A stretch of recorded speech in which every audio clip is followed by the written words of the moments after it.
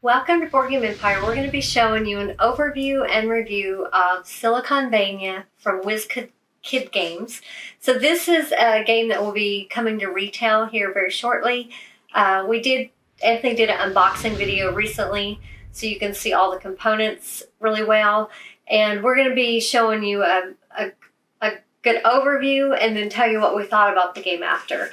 So you are basically trying to, it's a tile placement game, point salad. You're trying to strategically place your tiles on your player board in a way that will gain you the most points. You gain points through the adjacent tiles with blood on them. You also get points if you have different types of animals. There's different animals shown on tiles. There's a total of 8 different animals. So if you get all 8, you'd get 25 points. There's these council tiles. Yeah. There are 2 points for each 2 of them. If you have 3 or more, it's worth 5 points or more. There's antiquities. It's hard to say. Each of them have a different benefit on the back of it. There's ones that give you blood that you can add to a tile, which I have right here. Because your blood needs to be adjacent on your tiles to score, but for every tile that's adjacent in a group, you get points for that. Some of them give you the coffins, which is the housing for your vampires. You get 1 point each for each vampire that's inside of a coffin. One of them, I forget what this one does with the coffins, but they do several different things. Then you have your castles, which give you 2 blood or housing for 2 vampires. You would put them on the outside perimeter on your choice of column or row, and then you would just put vampires on the coffins, which count as housed vampires, and they also count as blood. So if I had this over here, I would have gotten additional points for the blood. It's 1 point per blood on the tile that's adjacent. I would have got 2 more points if I had that over there. There's cats and dogs meeples, which count for additional animals. Then these are your vampire meeples. That's the ones you'll be housing inside of the coffins. You can also use them to spend. I'll show you these silent bid cards. When you use the 6 or the 7, they cost you vampires from your pool to play those. So it's a very simple game to learn, but it's very strategic. So it seems simple when you first start playing it, but once you start playing, you realize, I'm going to show them all. There's a lot of strategy. So you're going to set this game up by starting out. This is the exchange pool of the city building tiles. And as you can see, we played it, so we have them all on our board. The way you know the game is over, you will run out of tiles and specialist cards when it's 8 rounds. So you're going to have, for a 2-player game, you would have 4 tiles. 4 tiles at the beginning of each round and 2 specialist cards up here. So, and you always have these that's a benefit that you can get from cards, specialist cards, or on this track. So you're going to be silently bidding, just deciding which one you want to take from your hand.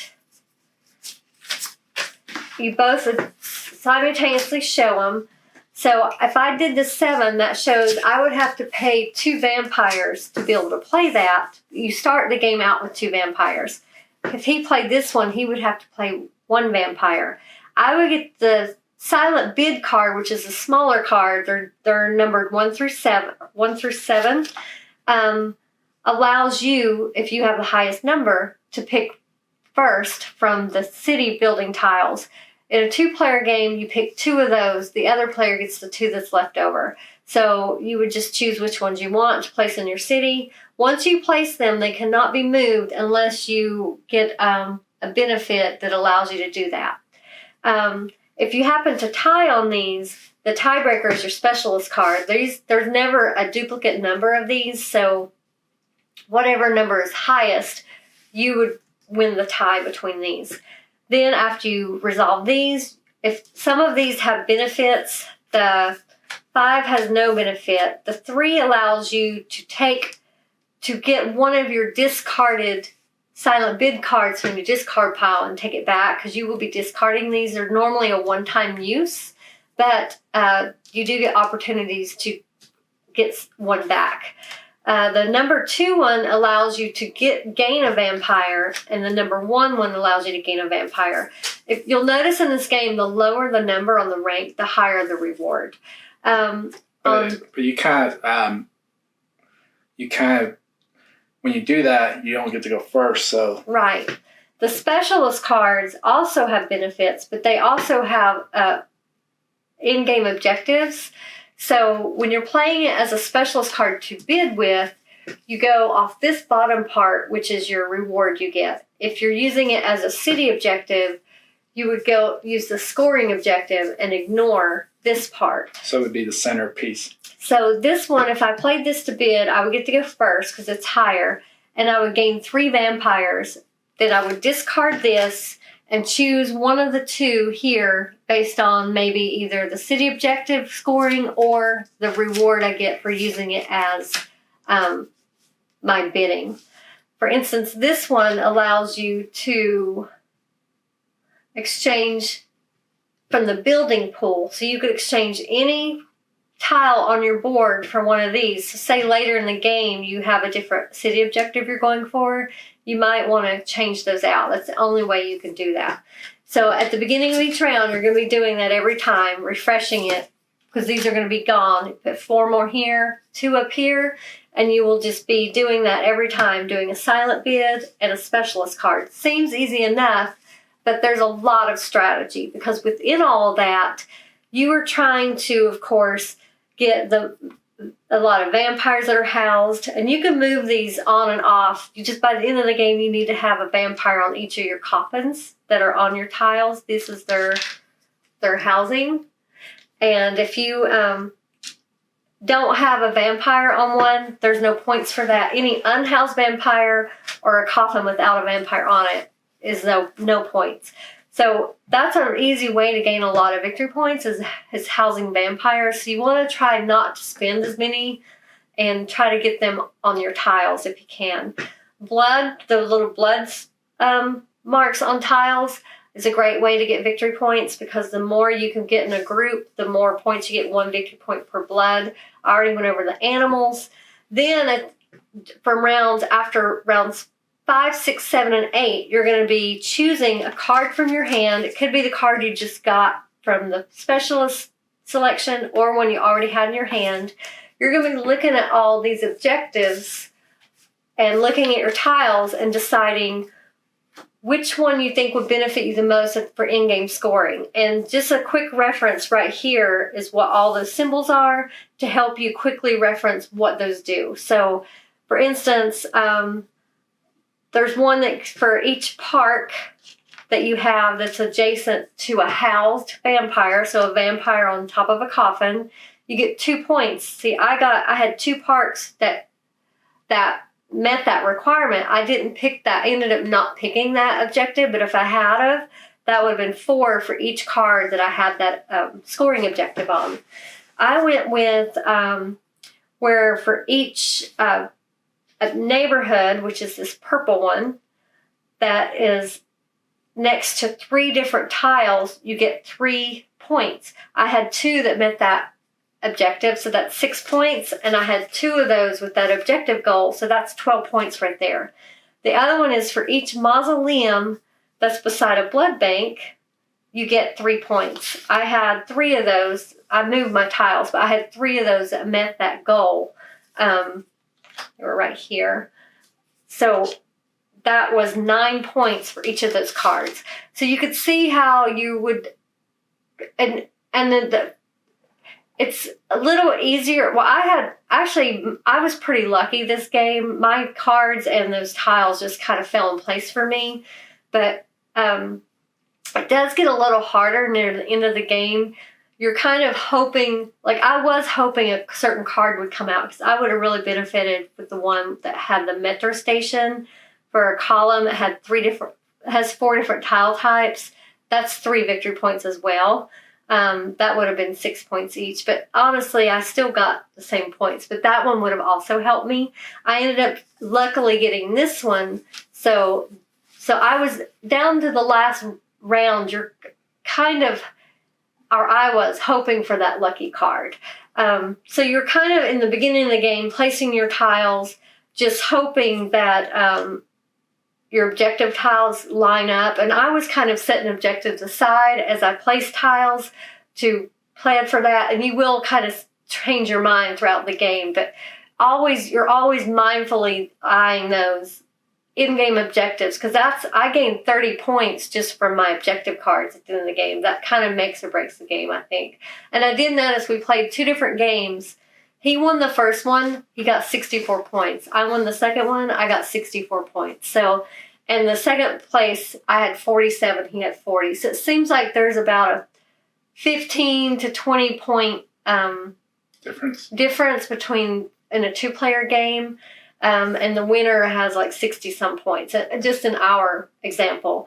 And the first game, I need to go over this track, but the first game you will be learning more about the mechanics, and it's harder to really know what to go for. That's why we played 2 games, because by second game, it was way more fun, and because we knew what to go for. Yeah, and a lot of strategy. Yeah, and what to look for, because we didn't really understand totally the objective cards, because you don't do those until 5th, 6th, 7th, 8th round. So you're doing them the last half of the game, and we didn't really we were trying to figure out the track and everything else. So you're absorbing so much information on your first game with the strategies. Like I said, the mechanics are easy. It's just the strategy. But second game, you've got it down, and you have like a kind of a set strategy that you're going for.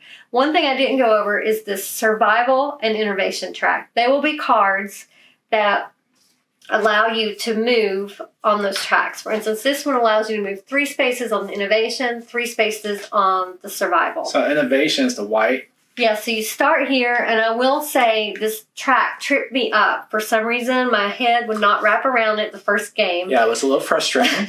I kept screwing that up. Me dealing with that. But the way it works, the survival, you start here, you're going here, and I was going this way. For some reason, my brain wanted to do that. But in actuality, you're following the red and going back here. The white one, the innovation, you're going here, then you have a little bridge here, and then you come back this way. So you get these rewards that are listed on there as you land or pass them. So if you went all the way here, you would get that reward and that reward. So the first game, I was focusing on this track way too much. In my second game, the track was more secondary. I was focused more on my objectives, and that worked out being a better strategy for me. Yeah, I see. The second game, the first game I wasn't paying attention to track, and it worked out. The second game I paid attention to track, it didn't work out. So the track, I would. It's like a bonus. Yeah, it's a bonus, yeah. But I wouldn't harp on it to try to win the game. The city objectives, I feel, is the way to win the game. Yeah. And of course, the track is nice, it helps, but you're going to be focusing more. Like I was focusing on using the cards based on how far I got on the track. You will be focusing more on which cards you're holding back, not using to bid with, because when you bid with them, they go away. You're going to want to hold cards back that you think maybe you can complete that objective once or twice to get the most points. And of course, you're going to want to try to complete the ones that are 3 victory points per tile rather than the 2. So there's 4 that give you 3 victory points each, and there's 3 that get you 2 victory points each. So unless, again, it's all how the tiles come out, maybe the 2 victory points one would be good if you happen to have 3 or 4 of those tiles versus 2 of the 1 or 2 of the 3 victory point ones. So it's all on how the tiles come out and how, so there is a little luck involved in that way, and the strategy lies in how you bid, and whether you can go first without giving up too much and still gaining, still progressing in the game. So push and pull. It's a lot of balance and a ton of strategy. And your second game is a lot more fun. We had a lot of fun on the second game. So what did you think of this game? I really liked it. Very strategic, and many different ways to score points. It's definitely a point style type of game. I love the theme. The theme's pretty cool. I also like the way the boards pretty much are kind of like player aids, where you have the information on the right here. You also have the setup information here. So here, 3+, 4+, 5+, and then here, 4+, 5+. So it kind of informs you what, how many player counts or where to set up. Really like the components, really solid components. The cardboard is nice and thick. The boards are nice. They don't warp or anything. This board flips. And so the cards are really nice and thick. They're not thin or floppy. And then also the components, the little cats and dogs and the vampires. The vampires could look a little better. They look like ghosts. To me, they kind of look like ghosts. It's okay. But the replayability, high replayability. This is a really fun game. And with the tiles constantly shifting and the cards, so it's always new. And it is a very strategic game. So for me, I'm giving this a 9 out of 10. I really like this game. And as we played with more players like Quinn, I think it would be more strategic and more competitive. So it might even go up a little higher. But really great game. Highly recommend. What did you think? Yeah, I did mention there's a lot more tiles. They made it to where you have exactly enough tiles for 8 rounds. So if you're playing less than 5 players, you're going to spend a few minutes taking tiles out that say 5+ or 5. If you're a 3-player game, you're going to be taking out tiles and specialist cards that have 4+ and 5. So there was a lot more tiles and specialist cards included in the game for higher play count. So I do agree. I think it would be even more fun with a 3 or 4-player game because it's going to be more competitive. More cutthroat. And I think they pile up more from what I could see. In a 2-player game, there's never any tiles left. I think in a higher player count, it sounds like there might be tiles left and they kind of pile up on the rows, but I'm not sure because we didn't read on that. But I agree, it is a great game. I do love the theme. We've been playing a lot of vampire games lately, but the vampire theme, and it's just a unique way in the way the track works. That did mess with my head the first game, and just the way you're doing the scoring with the objective cards near the end of the game, so it kind of lets you place your tiles, and it's the strategy in it, the way is just unique, I feel, in this game. And it is a lot of fun. The first game, I will say, will be your learning game. You're not going to really have that much of a strategy. You're just figuring out all the iconography and all that. But it is very easy to learn. So your second game, and we played 2 in the same day. I mean, it took like 30, 40 minutes a game? Well, a 2-player game. So yeah, so I mean, we played 2 games easily, and it didn't get old. It actually was more fun the second game. Yeah, it was. So I definitely, if you this will be on retail soon, so we will put the link in the description. What do you score? I give it a 9. This is a great game. So this is definitely one we would keep in our collection. Oh yeah. I would suggest checking this out. It's going straight to retail, so there's no Kickstarter to wait a year. You can get it right away as soon as it comes out in a couple months. Hopefully this video helped you to decide. Thank you for watching. Please give us a like. Feel free to leave a comment. If you aren't already, please subscribe to our channel. Thank you for watching, and we look forward to seeing you next time.